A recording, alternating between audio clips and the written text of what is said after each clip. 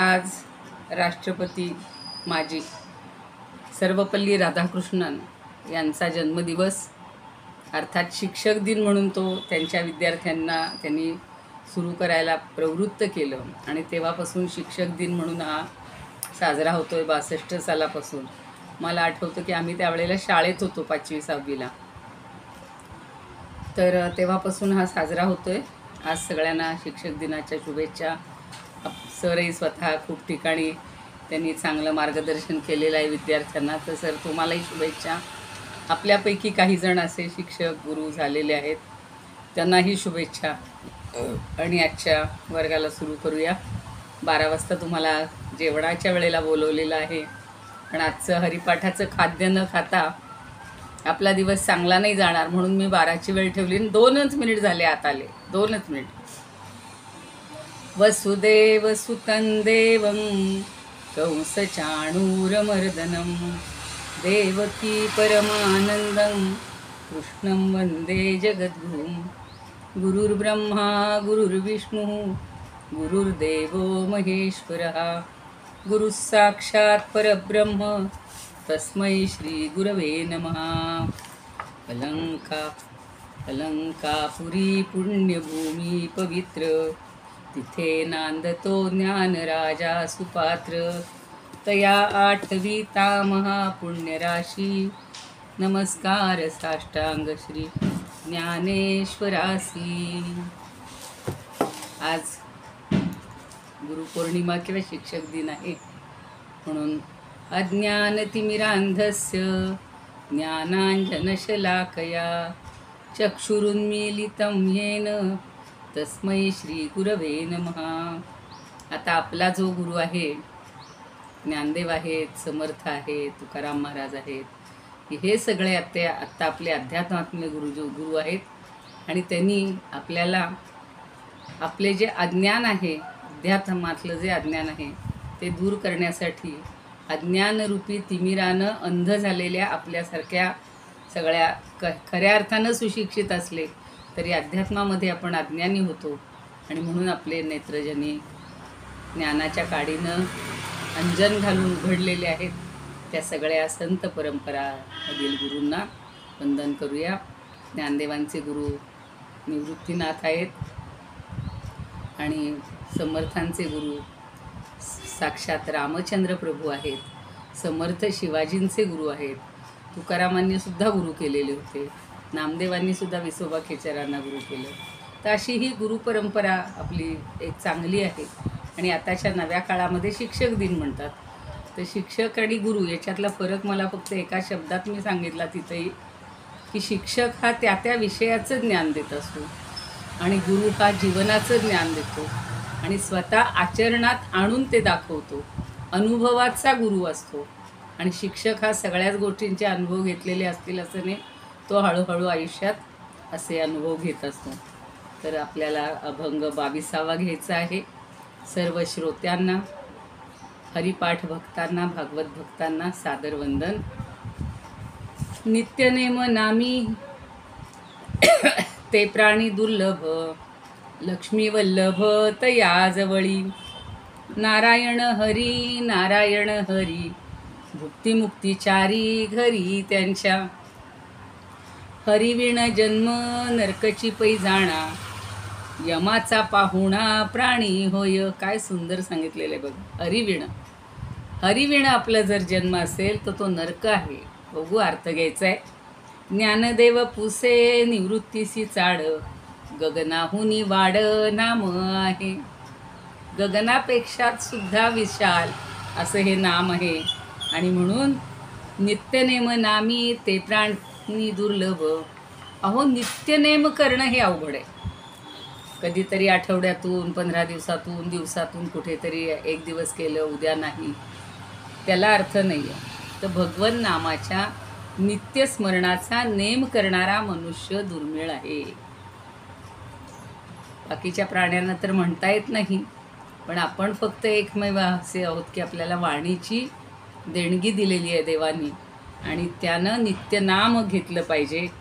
असे जे असतात ज्याच्या मुखात नारायण हरी नारायण हरी असा जो नामजप असतो त्याच्या दारामध्ये तेणे मुक्तिचारी घरी त्यांच्या, भुक्ती मुक्ती घरी त्यांच्या. भुक्ती म्हणजे भोग.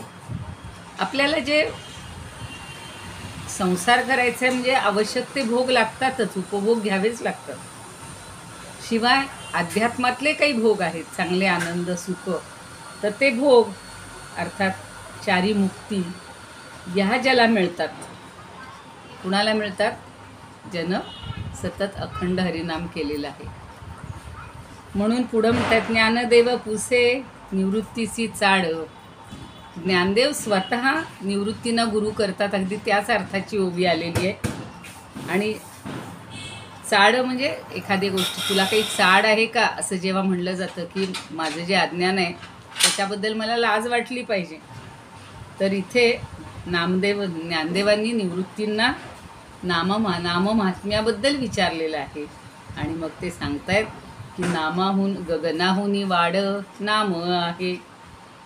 गगनापेक्षा आकाशापेक्षा सुद्धा नामाचा महिमा हा थोर आहे. वाढ म्हणजे थोर, वाढीव, श्रेष्ठ असा हा महिमा असतो आणि तो आपल्याला समजून घ्यायचा असतो. त्याच्यासाठी नित्य आपल्याला साधना करायची आहे, नित्य नेम करायचा आहे.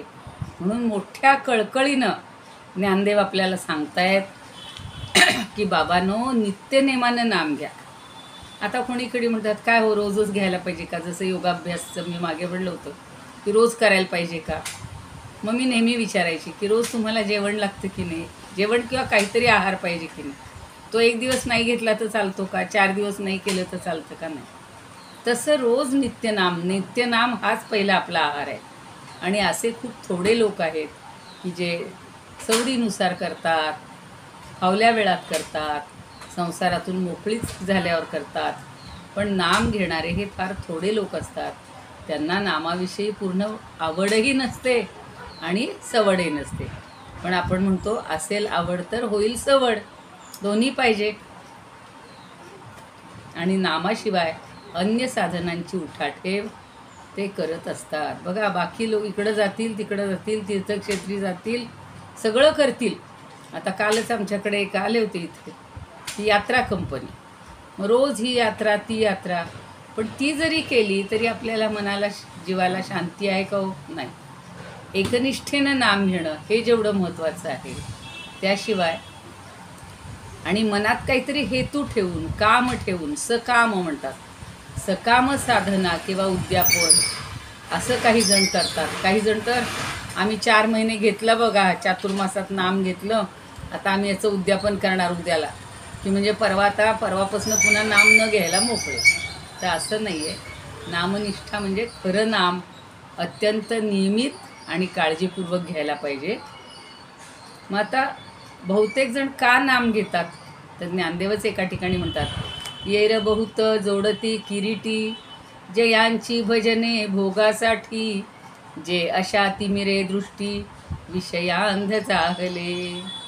आत्ताच सांगितलं, अज्ञान तिमिरांधस्य.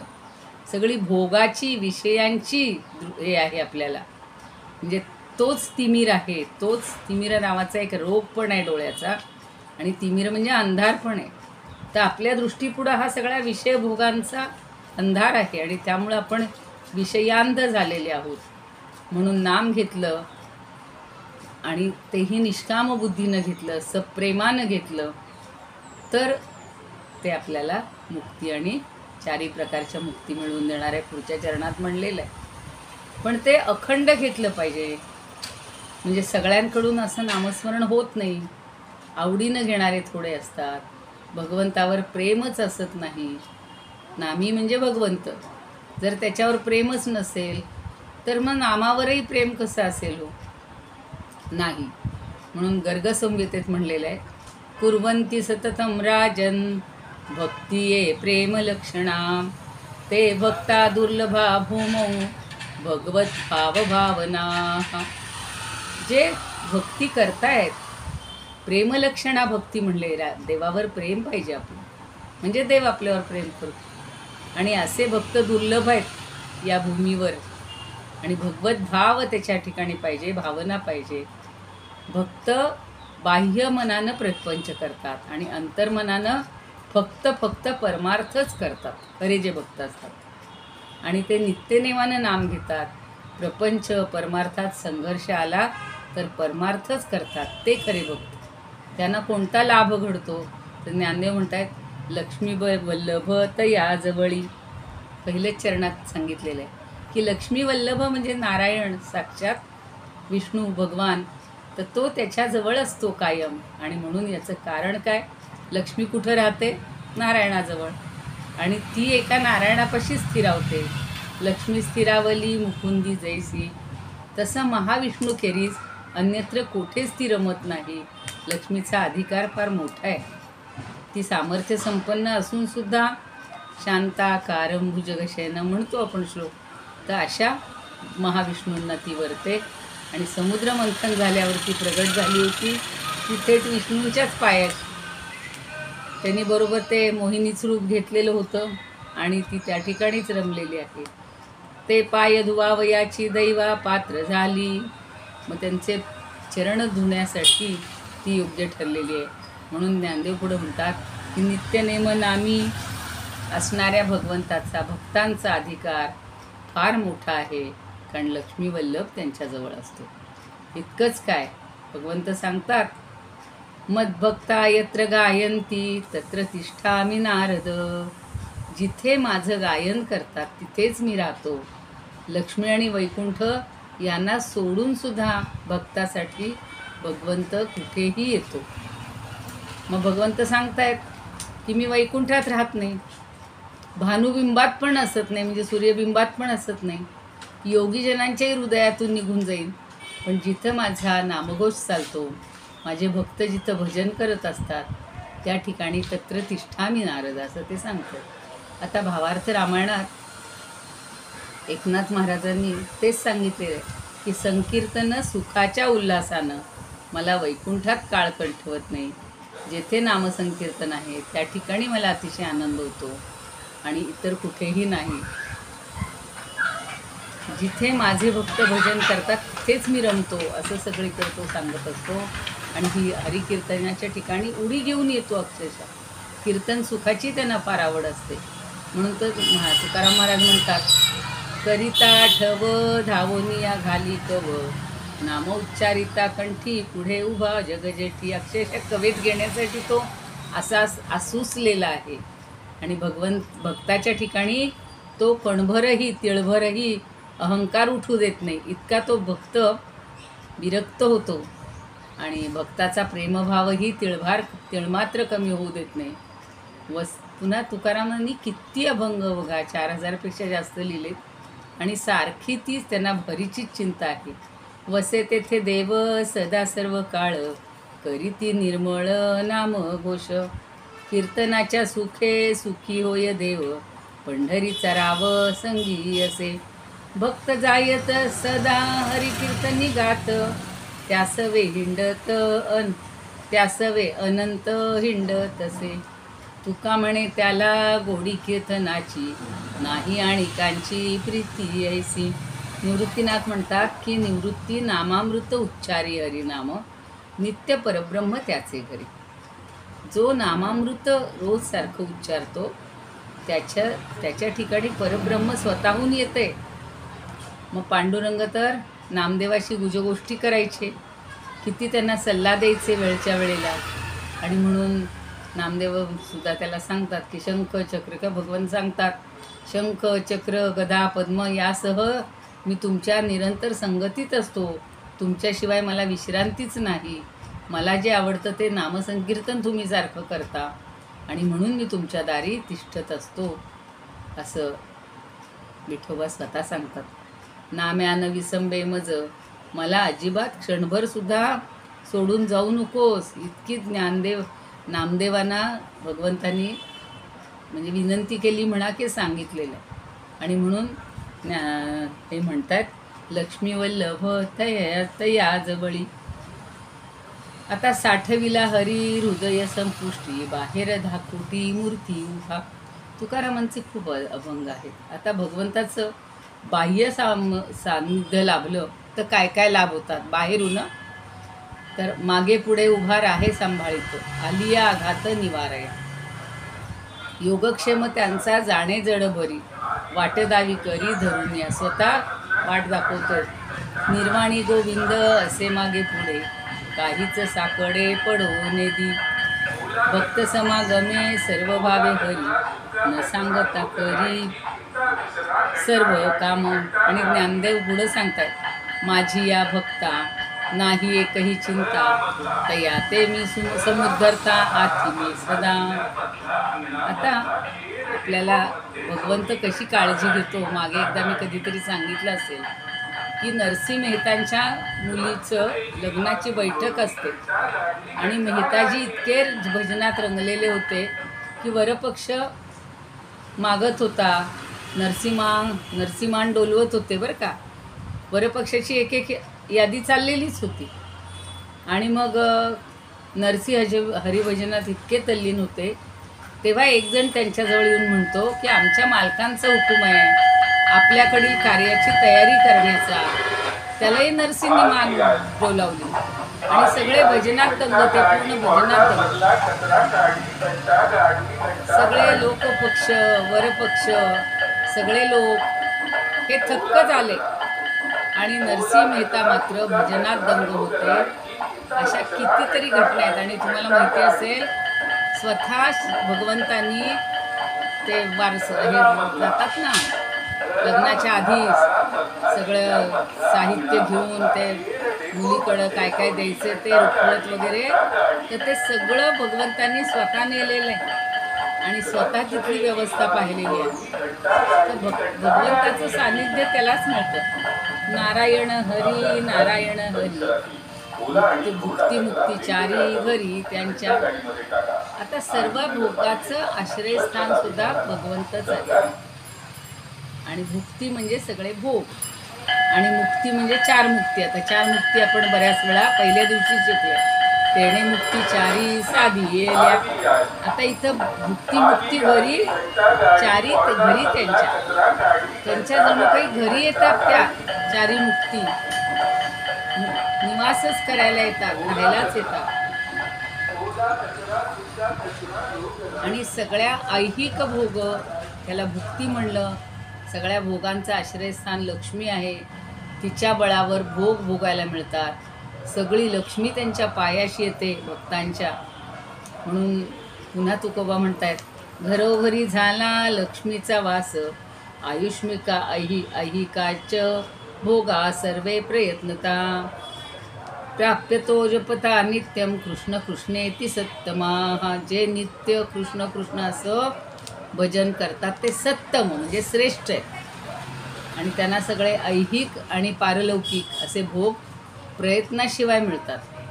गरुड पुराणात तर म्हणलेलं आहे, रूपमारोग्यमर्थाश्च भोगान चैवानुषंगिकान ददती ध्यायतो नित्यम अपवर्ग प्रदो हरी. अपवर्ग म्हणजे मोक्ष.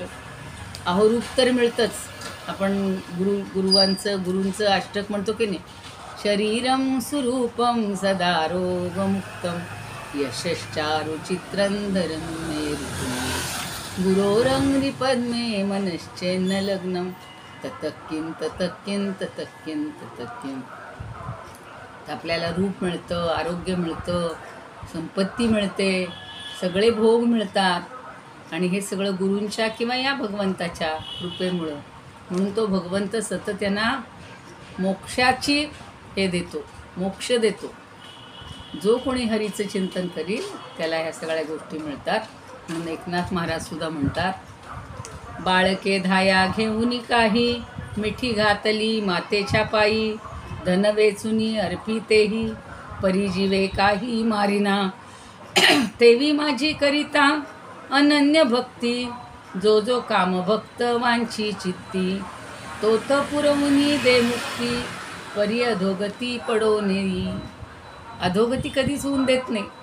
भगवत कृपेनं ऐश्वर्याची प्राप्ती कशी होते ते सुदामाच्या आपल्याला बाळध्रुवाच्या अशा सगळ्या चरित्रावरून माहिती आहे की सुदामाला तर काही दिलं नाही त्यांनी जाताना, पण त्यांनाही काही मागितलं नाही आणि तुझं सतत स्मरण राहू दे हेच सांगितलेलं होतं. आणि जाऊन बघतो तर डोळे दिपून जातील एवढं ऐश्वर्य त्याला मिळालं होतं. म्हणून तुकोबा परत म्हणतात, हरी म्हणता भुक्ती, हरी म्हणता मुक्ती, सुके या तायाती हरी म्हणता. ही सगळी अभंग आणि सगळी वर्णनं आपण नुसती ऐकून काही उपयोग आहे का? समर्थ पंचायनातील एक अत्यंत उत्कृष्ट उदाहरण म्हणजे रंगनाथ स्वामी निगडीकर म्हणून होते. तर ते सांगतात की केवळ भुक्तीच नाही तर चारी मुक्ती आपल्याला येतात. आणि चारी मुक्तींचं वर्णन आपण पूर्वी पाहिले. नित्यनेम नामी, जो नित्यनेम करतो त्याला चारी मुक्ती. म्हणून तुका म्हणे मुक्ती हरिदासाच्या घरी, ओळगती चारी रुद्धी सिद्धी. एवढं नव्हे, रुद्धी सिद्धी सुद्धा त्यांच्या इथं ओळगती म्हणजे येतात. आणि पुढचं चरण आहे, हरिविण जन्म नरकची पै जाणा, यमाचा पाहुणा प्राणी होय. हरिविणा जन्म म्हणजे नरक आहे आणि यमाचा पाहुणा प्राणी होईल. एवढी भीती घातल्यावर तरी आपल्याला आनंद वाटला पाहिजे किंवा आपल्याला नामामध्ये रमायला पाहिजे. म्हणून सगळ्या देहामध्ये पहा की दुर्लभ मानव देह आहे. आणि अवधूत सुद्धा भागवतात यदुराजाला सांगतात की भगवंतानं आपलं अगाध सामर्थ्य उपयोगात आणून 14 गुरूंपासून त्यांना हे झालं होतं, ज्ञान मिळालं होतं. वृक्ष, सर्प, पशु, पक्षी असे अनेक देह भगवंतांनी उत्पन्न केले आणि तरीही समाधान झालं नाही. म्हणून शेवटी मानव देह निर्माण केला. आणि मानव देहातील प्रत्यक्ष दर्शन घेण्याची बुद्धी पाहून भगवंताला आनंद झाला की बोलायची संधी आहे त्याला. त्यामुळं काशाची इच्छा करतात स्वर्गस्थ देवसुद्धा. स्वर्गीचे अमर इच्छिता ती देवा, मृत्यूलोकी व्हावा जन्म आम्हा. म्हणून सगळ्यांनी बघा मृत्यूलोकी जन्म घेतला. रामाच्या वेळेला वानरूपाने घेतला, श्रीकृष्णाच्या वेळेला सगळे यादव झाले, सगळ्या गोपगोपी झाल्यात. म्हणून पुन्हा तुकोबा म्हणतात, तरीच जन्मा यावे दासवी सो विठोबाचे भावे, नाही तरी काय थोडी श्वान शुकरे बापुडी. आणि म्हणून पुन्हा ज्ञानदेव म्हणतात, हरिविण जन्म नरकची पै जाणा, तर हरिनामाला विन्मुख होऊ नका. आणि ज्ञानदेव पुन्हा शेवटी निवृत्तीना विचारतायत की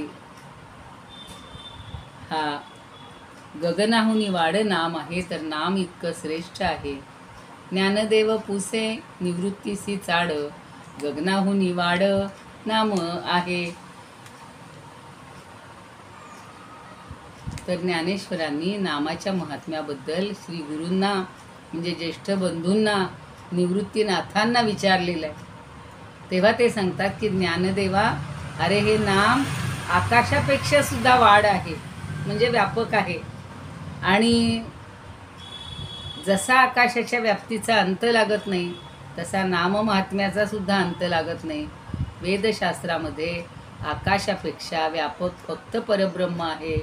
आणि वाच्यवाचक अभेद दृष्टीनं नामच ब्रह्म आहे. ज्ञानोबा राय सांगतात, नाम परब्रह्म वेदार्थे. म्हणून नामदेवरावही परत म्हणतात, अनंत ब्रह्मांडे व्यापक हे नाम, अनादि निष्कम विश्वंभर. तर अनादि आहे, निष्काम आहे. आणि म्हणून गगनाचा गुण जसा शब्द आहे तसं शब्दाच्या चिमटीत ते परब्रह्म सापडत नाही, पण नामानं लाभतं. म्हणून नाम गगनाहून वाढ. आणि नाम म्हणजे केवळ शब्द नाही आहे, अक्षर नाही आहेत, तर नामात सगळा अर्थ भरलेला आहे. आणि अर्थ म्हणजे परमात्मा. नामाचा अर्थ म्हणजे प्रत्यक्ष परब्रह्म, ते आपल्याला आकळणार आहे. आणि म्हणून गगनाहूनही ते अधिक व्यापक आहे, कारण नाम हेच परब्रह्म आहे. म्हणून पुन्हा ज्ञानदेव आपल्याला रोज सांगतायत, हरिमुखे म्हणा, हरिमुखे म्हणा, पुण्याची गणना कोण करी, असोनी संसारी जिव्हे वेगू करी, वेदशास्त्री उच्चारी बाह्या सदा. अगदी असाच ज्या आपला आजचा अभंग आहे की सगळे देवसुद्धा पुन्हा जन्म घ्यायला उत्सुक आहेत मानव देहामध्ये. आणि म्हणून त्यांनी कृष्ण जन्मामध्ये जन्म घेतला. तर त्याच ब्रह्मदेवांची पुन्हा आपण थोडीशी हे बघणार आहोत. आत्ता काय बघायचं आहे आपल्याला, ब्रह्मदेवांनी भगवंताची परीक्षा घेतली म्हणा किंवा त्यांचीच परीक्षा भगवंतांनी घेतली. आणि ते कसे त्यांच्यावर संतुष्ट झाले. अनाकलनीय असं देवांना सुद्धा ज्याचं महात्म्य आहे असे हे भगवंत आहेत. आणि ब्रह्मदेवाकडून काय काय आगळीक झाली, त्यांनी काय काय त्यांची परीक्षा घेतली, तो भाग आज आपण पाहणार आहोत. 13वा अध्याय आहे भागवतातल्या 10व्या स्कंदातला पूर्वार्धातला. तर ब्रह्मदेवाकडून एकदा काय झालं, शुकाचार्य विचारतात परीक्षित राजांना की तुम्ही फार भाग्यवान आहात, भाग्यशाली आहात, भगवत भक्तांमध्ये तुझं स्थान श्रेष्ठ आहे, तू फार चांगला प्रश्न केलायस म्हणे. कारण ईश कथा वारंवार श्रवण करीत असताना तू या प्रश्नांच्या योगानं श्रीकृष्ण चरित्रालाच जणू नूतन स्वरूप दिलेलं आहे. या घटना पूर्वी घडलेल्या आहेत, पण आता ते पुन्हा शब्दरूप सगळं केलं जाते, व्यासांनी केलेलं आहे. आणि स्त्रियांचे सगळे विलास वारंवार पुन्हा उपभोगले असताही ज्याप्रमाणे विषयसेवी पुरुषांना ते नवेच वाटतात, तो कधी कंटाळत नाही, त्याप्रमाणे भगवत कथा हाच ज्या सारग्रही सज्जनांच्या वाणीचा, कानांचा, मनाचा विषय होऊन बसलाय, त्यांना ती क्षणोक्षणी नव्यासारखीच वाटावी हे स्वाभाविक आहे. अरे राजा, आता तू एकाग्र चित्तानं श्रवण कर. भगवंताचं चरित्र अत्यंत गुह्य आहे आणि ते मी तुला नव्यानं सांगतोय. कारण गुरु हे आपल्यावर मनापासून प्रेम करत असतात. आज नेमके गुरुपौर्णिमासारखा शिक्षक दिन आहे आणि म्हणून ते गुरूंचंही महत्त्व सांगतायत बघा शुकाचार्य, की श्रीकृष्णानं अघासररूपी मृत्यूच्या जबड्यातून वासरांची, आपल्या सवंगड्यांची सुटका केल्यानंतर त्यांना घेऊन तो नदी तीरावर गेला. आता पुढची कथा फार इंटरेस्टिंग आहे, सगळ्यांना माहीतही असणार आहे, पण आपण पुन्हा त्याचा आत्ता म्हणलं तसं पुन्हा पुन्हा आस्वाद घ्यायला आपल्याला कंटाळा येत नाही. नदी तीरावर गेलेत आणि त्यांना म्हणतो, अरे मित्रांनो, गड्यांनो, आपल्या खेळांचं जणू वैभवच असं हे एवढं मोठं वाळवंट पहा, किती छान आहे, रम्य आहे, सभोवार सगळी दाट झाडी आहे, इथली वाळू बघा किती मऊ आहे. म्हणून त्या वाळूमध्ये भगवंताची सारखी पावलं उठलेली दिसायची गोपींना. स्वच्छ आहे आणि फुलणाऱ्या कमळांच्या सुगंधानं आकर्षित झालेले जे भुंगे आहेत, पक्षी आहेत, त्यांचे आवाज, त्यांचे निनाद, त्याचे प्रतिध्वनी इथं सगळे येत आहेत आणि ते रम्य झालेलं आहे. आता दिवस म्हणतात बराच मोठं वर आलेलं आहे, आपण भुकेनं व्याकुळ झालेलो आहोत, तर आधी आपण भोजन करूया. बघा आधीचा सगळा प्रसंग घडला त्या आघासुराचा. सगळे दमलेले आहेत, भुकेलेले आहेत, व्याकुळ झालेले आहेत आणि वासरांना सुद्धा पाणी पाजायला पाठवूया म्हणतात. चरू दे, त्यांना पाणी पिऊ देत, गवत खाऊ देत. आणि असं ठीक आहे म्हणून गोपबालकांनी वासरांना पाणी पाजायला पाजलं आणि हिरव्या कुरणावर चरायला सोडून दिलं. आता मला आठवतं आम्ही केदारनाथला गेलेलो होतो आणि वाटेमध्ये आपल्याला पाण्याच्या तर जागा असतातच, पण जे घोड्यांवरून आपण जात असतो ना, तर त्याला जर त्याचा जो मालक असतो तो हटकत असतो सारखा, चल पुढे चल पुढे. आणि एकदा असं झालं की त्या घोड्याला पाणी प्यायचं होतं, ते पाण्याचं नळ ते आलं की तो थांबकत होता ना, हा त्याला पुढं ढकलत होता. अहो त्या घोड्यानं बसूनच घेतलं, थबकलाच तो, हबकलाच. आणि मग आम्ही म्हणलं अहो त्याला पाणी पिऊ द्या. जेव्हा त्याला पाणी प्यायला दिलं तेव्हा तो ताजा टवटवीत होऊन पुढे चालू लागला. तसं गायींनासुद्धा, गुरांनासुद्धा, वासरांनासुद्धा पाणी योग्य वेळेला द्यायला पाहिजे. आणि हे त्यांनी सगळी काळजी घेतली. नंतर त्यांना चरायला सोडलं. मग आपली शिंकी सोडली सगळ्यांनी आपली आणि भगवंताबरोबर भोजन करायला सुरुवात केली. आता तेवढ्यात काय झालं बघा, अशा वर्तुळाकार बसलेले आहेत, रांगा करून गोपबालक बसलेत. त्यांचं सगळ्यांचं लक्ष त्या श्रीकृष्णावरच होतं आणि त्याचे नेत्र आनंदाने अगदी छान दिसत होते, प्रफुल्लित झालेले. सगळ्या रांगा ते बघतायत आणि कमळकोशाच्या भोवती जशा पाकळ्या शोभिवंत दिसतात तशी ती बालकांनी पानं, झाडांच्या साली, आपापली शिंकी, असं पसरट दगड, आपली भोजनपात्र तयार केलेली आहेत, जे काही सापडेल त्याची, आणि ते जेवायला लागले. आता जेवता जेवता काय झालं, ते इतके रमले होते, त्या भोजनाची चव काही आगळीच होती आणि परस्परांशी विनोद करत होते, हास्य करत होते, दुसऱ्यांना हसवत होते. आणि तेवढ्यात काय झालं, श्रीकृष्णानं कमरेला आपली हे असतं की नाही, असं बांधतात ना, तर त्याच्यामध्ये वस्त्रामध्ये त्याची मुरली किंवा पासरी खोवलेली होती. डाव्या काखेमध्ये शिंग होतं, वेताची काठी होती आणि त्याच हातावर त्यांनी दही भाताचा घास आणि काही फळं घेतली. अशा थाटात आपल्या सभोवार बसलेल्या सोबत्यांच्या मध्यभागी उभा राहून तो त्यांना नाना प्रकारच्या विनोदात्मक भाषणांनी हसवत होता. आणि देवही, स्वर्गातले देवसुद्धा तो भोजन समारंभ अगदी कौतुकानं पाहत होते. आणि ते इतके रंगून गेलेले होते की इकडं ती वासरं चरत चरत चरत दूर अरण्यात गेली आणि ती वासरं दिसेनाशी झाली. ते पाहून त्या गोपबालकांना एकदम भीती वाटायला लागली की आपण रमलो जेवणात आणि ही वासरं कुठं गेली. मग श्रीकृष्ण त्यांना सांगतात की तुम्ही भिवू नका, मी सगळ्या वासरांना घेऊन येतो, मी सगळ्या वासरांना घेऊन येतो. आणि म्हणून श्रीकृष्ण खाता खाताच उठून गेलेले, एकटाच गेलेला आहे. मग पर्वत, त्याच्यावरच्या गुहा, वेलींच्या जाळ्या, दाट वन सगळीकडे फिरू लागलेलं आहे, सगळीकडे फिरायला लागलेलं आहे. त्यावेळेला काय झालं, ब्रह्मदेवानं मायेनं एक बालरूप घेतलं आणि त्या परमात्म्याच्या बालरूप घेणाऱ्या त्या परमात्म्याशी काही अधिक आनंददायक लीला पाहण्याची इच्छा झाली.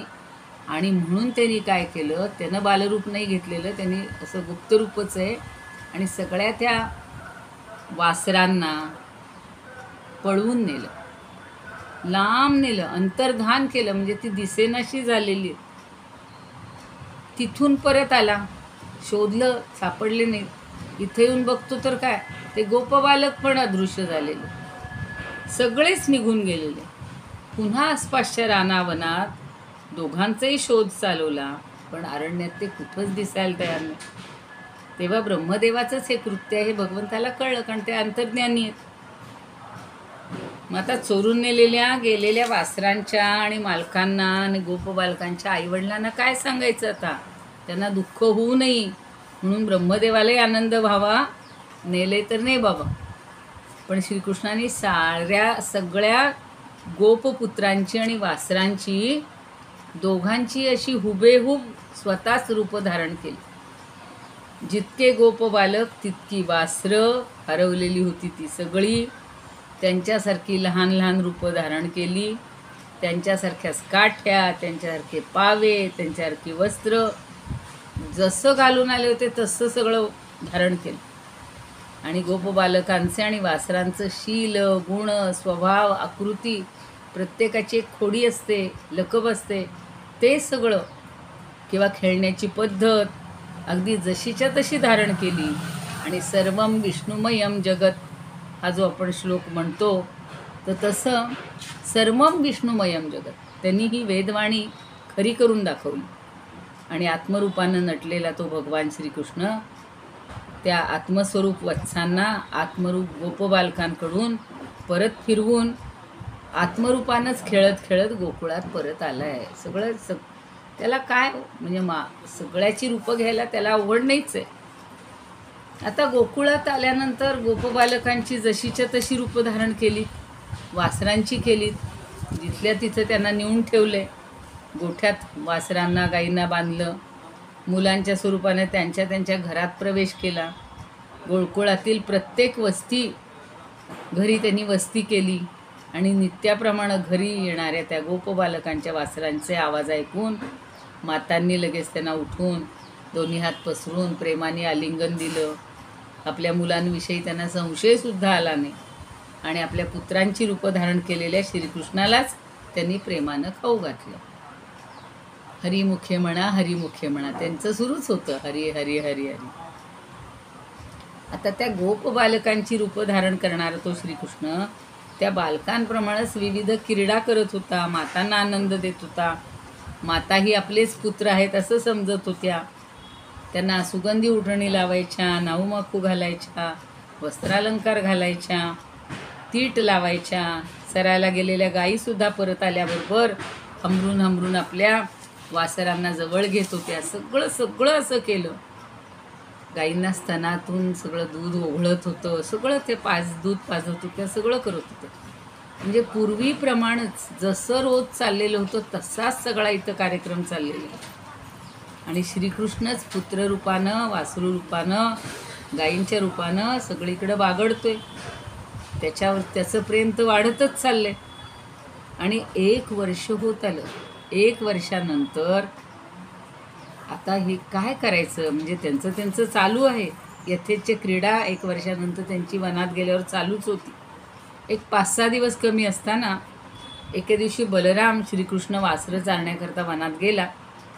तेव्हा त्यानं बऱ्याच दूर असलेल्या गोवर्धन पर्वताच्या पठारावर गोकुळातील काही गायी चरताना दिसल्या त्याला. आणि आपली वासरं पण चरतायत असं पाहिलं. तेव्हा त्या धावत धावत त्यांच्याजवळ आल्या. त्यावेळी केवळ 2 पायावरच धावत आहेत अशा त्या दिसत होत्या. स्वतःचं देहभान विसरलेल्या होत्या. शेपटीचा गोंडा असा फिरवत होत्या, लटकत होत्या. आणि गवळ्याला न जुमानता हमरून त्या पळू लागल्या. वासरांच्या प्रेमानं पुन्हा त्यांना पाना फुटला. दुधाचा सडा पडला. गोवर्धन पर्वताच्या पायथ्याशी येताच त्या आपल्या वासरांजवळ आल्या. त्यांना गिळून टाकत आहेत की काय अशा रीतीनं साठायला लागल्या. बघा आता हे दृश्य वेगळं. आणि मग वासरांना कुठं ठेवून कुठं नाही अशी त्यांची अवस्था झालेली आहे. तर त्यापैकी काहींना दुसरी नवी वासरं झालेली होती. प्रेमभरात त्या आपल्या पहिल्या वासरांनाच पाजत होत्या. असं सगळं वातावरण झालेलं आहे. मग आता पुढचा भाग आपण थोडासा, कारण माझ्या हातून थोडा उशीर झाला आहे. ही कथा तशी मोठी आहे, आपण इथेच थांबूया. योगेशं सच्चिदानंदं वासुदेवं व्रजप्रियं धर्मसंस्थापकं वीरं कृष्णं वन्दे जगद्गुरुं.